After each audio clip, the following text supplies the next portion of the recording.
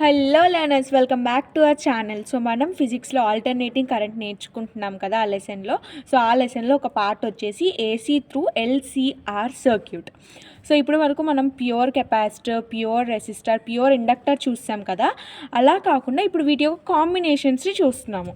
అదే వచ్చేసి LCR circuit అనమాట. ఈ ఎల్సిఆర్ సర్క్యూట్లో L stands for inductor, C stands for capacitor and R stands for resistor. So ఇవన్నీ కూడా ఎలా కనెక్ట్ అయి ఉంటాయి నాన్న? సిరీస్లో కనెక్ట్ అయి ఉంటాయి. మీకు తెలుసు కదా, సిరీస్ కాంబినేషన్ ఇలా ఉంటుంది. ఒకటి ఇలా, మళ్ళీ లైన్గా ఇలా, మళ్ళీ ఇలా. దీన్ని సిరీస్ కాంబినేషన్ అంటారు. అదే ప్యారలల్గా ఉన్నాయంటే ఎలా చెప్తాము? ప్యారలల్గా ఇలా కనెక్ట్ అయి ఉంటాయి. దీన్ని ప్యారలల్ అంటాం. సో ఇవన్నీ కూడా ఇక్కడ సిరీస్లో కనెక్ట్ అయ్యి ఉన్నాయంట. సో మనకి నార్మల్గా మీకు నేను సమ్మరైజ్ చేస్తున్నాను అనమాట, ఎందుకంటే దీంట్లో మనం వీటిని యూజ్ చేస్తాం కాబట్టి ఒక క్విక్ రీక్యాప్ అయితే ఇస్తున్నాను. ఇక్కడ చూడండి, మనకి ఆల్రెడీ తెలిసిందే I = I0 sin ωt general equation. ఎలా అయితే V = V0 sin ωt ఉంటుందో అలాగే I = I0 sin ωt. ఇది కెపాసిటర్ అయితే కరెంట్ లీడ్ అవుతుంది, ఇండక్టర్లో అయితే కరెంట్ లాగ్ అవుతుంది. సో ఇక్కడ వరకు క్లియర్ కదా. సో ఇక్కడ చూడండి, విఎల్ కన్ఫ్యూజ్ అవ్వద్దు నాన్న, ఇది కాంబినేషన్ కాబట్టి కొంచెం మీకు ఎక్కడన్నా కన్ఫ్యూజన్గా ఉండొచ్చు. బట్ అలా చేయకుండా ఒక నోట్స్ పెట్టుకొని నోట్ చేయడానికి ట్రై చేయండి. సో అప్పుడు మీకు ఎలాంటి కన్ఫ్యూజన్ అనేది ఉండదు. ఇక్కడ చూడండి, విఎల్ = I0 XL. ఇది ఎక్కడ నుండి వచ్చింది? ఆల్రెడీ మనం ప్రీవియస్ లెక్చర్లో చూసాము. I0 = V0/XL అని, I0 = V0/XC అని చెప్పేసి ఇలా చూసాం కదా. సో వాటిలోనే డిరైవ్ చేసింది చూడండి. ఇక్కడ V0 వాల్యూ, ఇక్కడ V0 అంటే ఏంటి? Maximum voltage. నేను ఆ మ్యాక్సిమం వోల్టేజ్ అన్నిటికీ V0 ఉంటుంది కదా. సో ఇది ఇండక్టర్కి ఎలా, ఇది కెపాసిటర్కి ఎలా అని డిఫరెన్షియేట్ చేయడానికి నేను దీన్ని VL అనుకున్నాను. అదేంటిది? Maximum voltage across L. L is nothing but the inductor. అంటే ఏముంటుంది ఇక్కడ? Self inductance. ఇంకా వీసీ కూడా అంటే maximum voltage at the capacitor. VR maximum voltage of the resistor. That's all. చూడండి, ఇప్పుడు ఈజీ అయిపోతుంది. VL = I0 XL. XL అంటే ఏంటి నాన్న? XL అంటే ఏంటి? ωL. ఇక్కడ చూడండి, సెకండ్ది VC = I0 XC. XC అంటే ఏంటి నాన్న? 1/ωc. ఆర్ అంటే ఏంటి? రెసిస్టర్. ఇది మనకు తెలిసిందే. అప్పుడు VR = I0 R. సో ఇక్కడతో మనం ఇప్పుడైతే ఏవే ప్రీవియస్ క్లాసెస్లో ప్యూర్ సర్క్యూట్కి కానీ ప్యూర్ రెసిస్టర్ అంటే ప్యూర్గా కనెక్ట్ అయిన సర్క్యూట్స్ నుండి డిరైవ్ చేసిన ఈక్వేషన్స్ అన్నమాట ఇవి.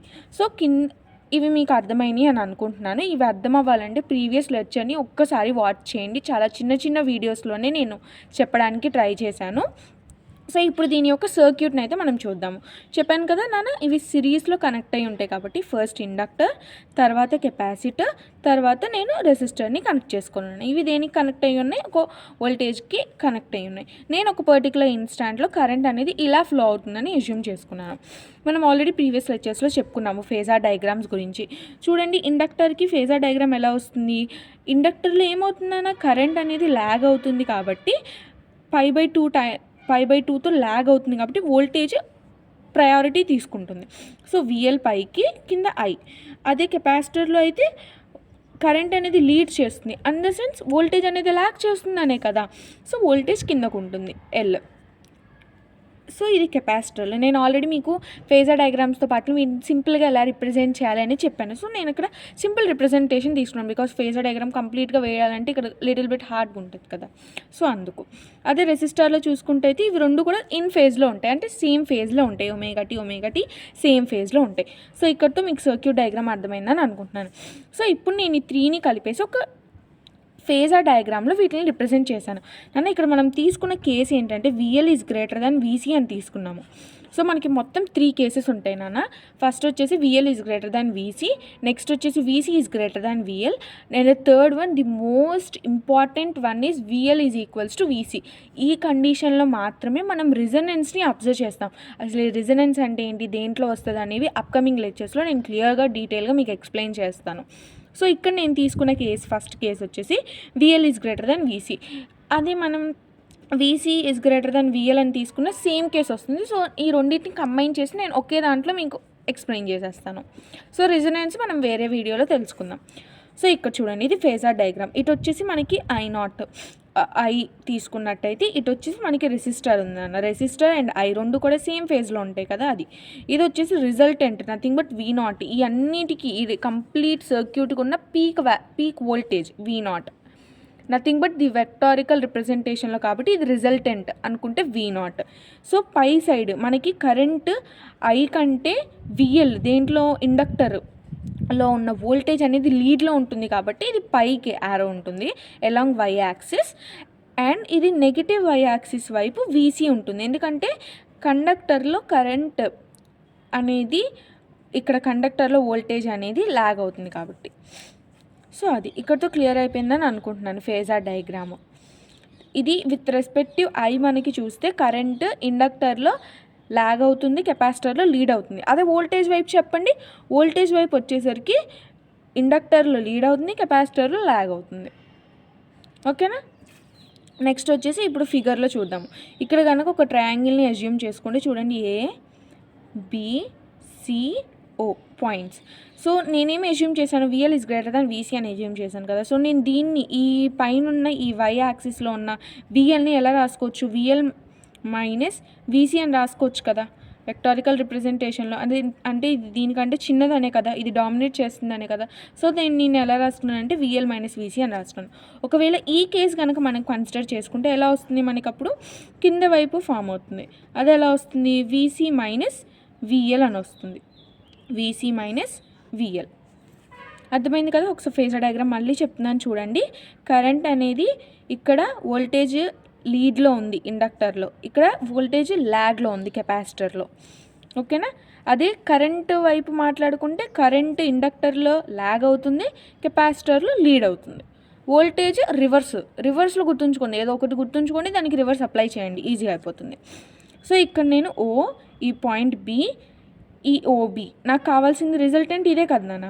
సో ఈ రిజల్టెంట్ని కన్సిడర్ చేసుకొని ఇక్కడ నేను ఒక ట్రయాంగిల్ ఫామ్ చేసుకున్నాను. సో ఆ ట్రయాంగిల్ ఎలా ఉంది ఇక్కడ చూపిస్తాను చూడండి. ఇది ట్రయాంగిల్. ఓకే, ఈ ట్రయాంగిల్ ఇది O, ఇది B, ఇది C. సో నాకు ఇటు ఎంత ఉంది నాన్న, VL మైనస్ VC ఉంది. సో ఆ డిస్టెన్స్ ఇది ఈక్వల్ అవుతుంది కదా, ఇదేమవుతుంది VL మైనస్ VC అవుతుంది. ఇది మొత్తానికి V0 అవుతుంది, మొత్తం ఇటు సైడ్ ఉన్నది. ఇదేమవుతుంది, రెసిస్టర్ R అవుతుంది. సో ఇక్కడ కనుక Pythagoras theorem, right angle triangle కదా, పైథాగరస్ థీరం అప్లై చేస్తే OB is equals to √OC square plus CB square. So వాటిలో ఉన్న వాల్యూస్ని ఇక్కడ సబ్స్టిట్యూట్ చేద్దాం. ఏంటిది, ఫస్ట్ది VR square plus VL minus VC whole square. అదే కదా ఇక్కడ ఉంది, ఇది కంప్లీట్గా ఒక unit, VL minus VC whole square. So VR and VC VLని మనం ఇక్కడ వీళ్ళని రిప్రజెంట్ చేస్తాం అంటే దేనికి ఈక్వల్ అవుతాయి in terms of current and capacitive inductance కానీ రియాక్టెన్స్ కానీ అలా తీసుకున్నాం కదా. వాటిలో కనుక రిప్రజెంట్ చేస్తే I0R square is plus I0 XL minus I0 XC whole square.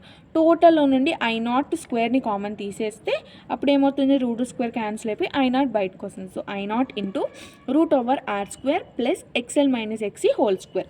So ఇది మొత్తాన్ని కలిపేసి నేను ఒక కాన్స్టెంట్ అంటున్నాను, అది ఇంపిడెన్స్. ఏం లేదు నాన్న, ఇంపిడెన్స్ అనే కొత్త టర్మ్ వచ్చింది అంతే, జస్ట్ ఈ టర్మినాలజీస్ అన్నీ మనకు తెలిసినవే. ట్రయాంగిల్ తీసుకున్నాము, పైథాగరస్ థీరం అప్లై చేసాము, ఆ పైథాగరస్ థీరంలో ఈ వాల్యూని మొత్తం నేను Z అనుకున్నాను, దట్స్ ఆల్. ఇప్పుడు Z దేనికి ఈక్వల్ అవుతుందో చూడండి, V0 బై I0కి ఈక్వల్ అవుతుంది. అంటే మ్యాక్సిమం వోల్టేజ్ అపాన్ మ్యాక్సిమం కరెంట్కి ఈక్వల్ అవుతుంది. ఇక్కడ Z అంటే ఇంపిడెన్స్ నాన్న. ఇక్కడ మీరు ఒకటి అబ్జర్వ్ చేయండి, R రెసిస్టింగ్ అపోజింగ్ నేచర్ ఉన్నది, XL దీనికి అపోజింగ్ నేచరే కానీ ఇండక్టర్లో ఉంది అంతే, XC ఇది అపోజింగ్ నేచరే కానీ దేంట్లో ఉంది, ప్యూర్ కెపాసిటర్లో ఉంది. సో ఇవన్నీ కూడా అపోజింగ్ నేచర్ని ఇచ్చేదే, కరెంట్ ఫ్లోకి అపోజింగ్ నేచర్ని ఇస్తున్నాయి అంతే. సో వీటన్నిటిని మనం ఒక కాన్స్టెంట్ అనుకున్నాం, అదే Z. ఇప్పుడు Z యొక్క డెఫినేషన్ చూద్దాం. The total resistance of a circuit applied in the path of the current, that's all. Total resistance అంటే టోటల్ అపోజింగ్ నేచర్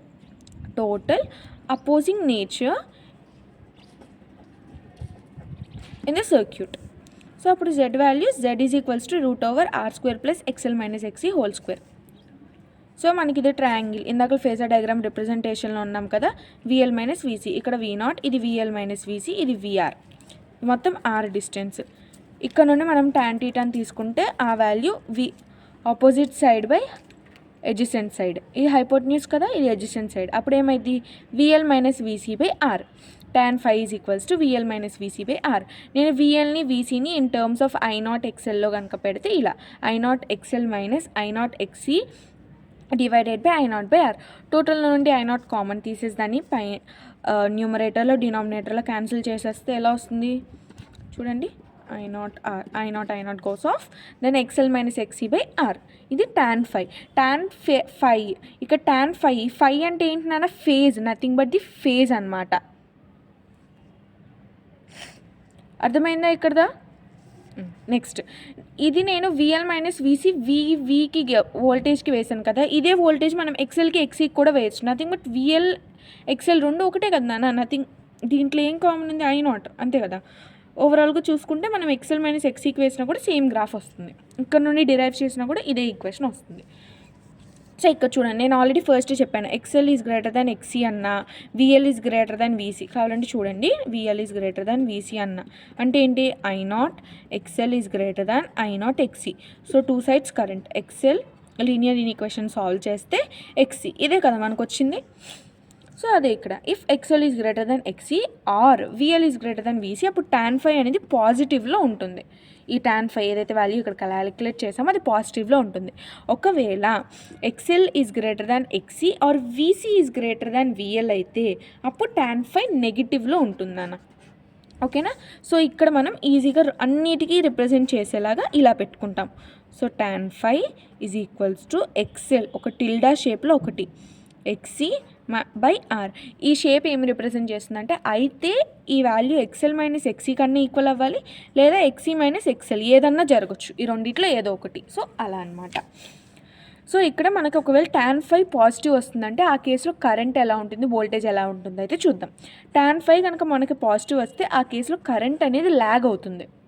సో చూడండి, tan phi మనకి పాజిటివ్ వచ్చిందంటే పై యాక్సిస్లో ఉన్నట్టు, పై యాక్సిస్లో ఉన్నంటే ఏది డామినేట్ చేస్తుంది, VL వచ్చేస్తుంది. అంటే ఏంటి, కరెంట్ అనేది ల్యాగ్లో ఉన్నట్టే కదా, అంటే వోల్టేజ్ లీడ్లో ఉన్నట్టే కదా, ప్లస్ π/2 పైకి వెళ్తుంది. సో వోల్టేజ్ అనేది లీడ్లో ఉంది by the phase phi. So అంటే ఇది ఏ సర్క్యూట్లో మారింది, ఇండక్టర్ డామినేట్ సర్క్యూట్లో మారింది. అంతే కదా నా, ఇండక్టర్ ఉంటేనే కదా మనకి కరెంట్ అనేది ల్యాగ్ అవుతుంది. సో అదనమాట. ఒకవేళ tan phi అనేది నెగిటివ్ ఉందంటే అంటే ఏంటి, యాక్సిస్కి కింద ఫామ్ అవుతుంది గ్రాఫ్ ఇలా, పాజిటివ్ అయితే ఇక్కడ ఇది పాజిటివ్, ఇది నెగిటివ్లో ఇలా ఫామ్ అవుతుంది అనుకుందాం.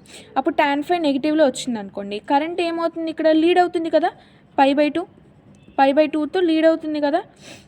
అప్పుడు వోల్టేజ్ ఏమవుతుంది, ల్యాగ్ అవుతుంది కదా వోల్టేజ్ అనేది. అంటే ఇది ఎలా మారింది, కెపాసిటివ్ డామినెంట్ సర్క్యూట్గా మారింది. అంటే కెపాసిటర్ ఎక్కువగా డామినేట్ చేస్తుంది కాబట్టి కరెంట్ అనేది ప్లస్ π/2తో లీడ్ అవుతుంది. మనం ఈక్వేషన్ చూసాం కదా, కెపాసిటర్లో అయితే ఎలా వచ్చింది, I is equals to I0 sine ωt plus π/2. అదే ఒకవేళ ఇండక్టర్లో చూడండి, I is equals to I0 sine ωt minus π/2. అదే రెసిస్టర్లో అయితే అసలు ఫేజ్ డిఫరెన్సే లేదు. సో ఇక్కడతో మీకు అంతా అర్థమైందని నేను అనుకుంటున్నాను. ఫస్ట్ సర్క్యూట్ చూసేసాము, అండ్ ఆ సర్క్యూట్లో నుండి మనం ఇంపిడెన్స్ని డిరైవ్ చేసాను. Impedance is nothing but the total opposition force, దాన్ని డిరైవ్ చేసాము. అండ్ ఫేజర్ డయాగ్రామ్స్లో tan phi వాల్యూస్ని చూసాము. 2 కేసెస్ని ఇక్కడ ఎక్స్ప్లెయిన్ చేస్తాను నాన్న. ఇంకో థర్డ్ కేస్ ఉంది, the important case, XL is equals to XC or VC is equals to VL case. ఇక్కడ మనం రిజనెన్స్ని అబ్జర్వ్ చేస్తాం. సో ఇది కొంచెం ఇంపార్టెంట్, దీన్ని నెక్స్ట్ వీడియోలో తెలుసుకుందాము. అప్పటి వరకు ఇది అంతా మీరు నోట్ చేసుకోండి, ఒకసారి చెప్పిందంతా రివైజ్ చేయండి, టెక్స్ట్ బుక్ని ఫాలో అవ్వండి. సో ఇక్కడితో మీకు అర్థమైందని అనుకుంటున్నాను. That's all for today, bye.